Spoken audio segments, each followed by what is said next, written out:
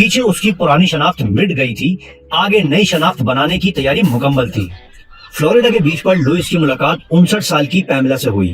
پیملا اور لوئس ایک جیسے دکھتے تھے، لوگ کہتے تھے یہ دونوں ٹوئنز ہیں۔ دونوں نے مل کر کافی پی، سمندر کے کنارے بیٹھ کر کھانا کھایا اور دھیرے دھیرے لوئس نے اس سے دوستی کر لی، مگر یہ دوستی خطرناک موڑ پر جانے والی تھی۔ کچھ ہی دنوں بعد 9 اپریل 2018 کی صبح فورٹ مائرز بیچ پر ایک ہولناک منظر نظر آیا۔ ہوٹل کے کمرے میں پیملا کی لاش ملی، وہ باتھ روم میں پڑی تھی، ایک تولیہ اس کے گرد لپٹا ہوا تھا، اس کے سینے پر 2 گولیوں کے نشان تھے، وہی 22 کیلیبر کی گولیاں جن سے پہلے ڈیوڈ کی جان لی گئی تھی۔ پولیس نے پتہ لگایا پیملا کے کریڈٹ کارڈ سے 3 دن اور اسٹے کی پیمنٹ کی گئی ہے اور اس کے بینک اکاؤنٹ سے $5000 نکال لیے گئے تھے۔ فلوریڈا کے ہوٹل میں پیملا کی ریڈ اکیورا بھی لوئس کے ساتھ پائی گئی۔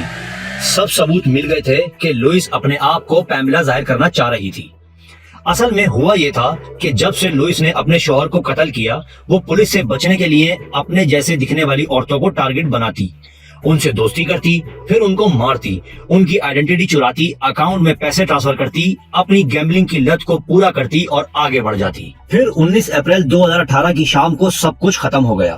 ٹیکسس میں ایک ریسٹورنٹ کے بار میں ایک امپلائی نے لوئس کو ٹی وی پہ پہچان لیا۔ لوئس اب بھی پیملا کی گاڑی چلا رہی تھی، کاکٹیل پی رہی تھی، انجوائے کر رہی تھی۔ کیسی عجیب بات ہے، ایک طرف لوئس ہے جو اتنے بڑے بڑے کام کر کے سکون سے بیٹھی تھی جیسے کچھ ہوا ہی نہیں، اور ایک طرف پولیس ڈپارٹمنٹ میں کھلبلی مچ چکی تھی کہ یہ کیا عجیب و غریب واقعات پیش آ رہے ہیں۔ اسی لمحے یو ایس مارشل اس کے پاس پہنچے۔ لوئس نے زبردستی کیے بغیر اپنے آپ کو ان کے حوالے کر دیا۔ اس پل سب کو معلوم تھا کہ اب کھیل ختم ہو گیا، لوئس کی منزل اب جیل تھی۔ سوال یہ تھا کہ یہ سب کیوں ہوا؟ ایک طرف معصوم سے دکھنے والی عمر رسیدہ خاتون کو ایسا کیا ہوا تھا کہ اسے اتنے ڈریسٹک اسٹیپس اٹھانے پڑے؟ کچھ لوگ کہتے تھے کہ اس کی گیمبلنگ کی ایڈکشن اتنی گہری تھی کہ پیسے کے چکر نے اس کا دماغ گما دیا تھا۔ فیملی میں پہلے بھی ڈپریشن اور خودکشی کے واقعات ہوئے تھے، اس لیے لوگ سوچنے لگے کہ شاید ان سب کے بعد وہ باز آ گئی ہو۔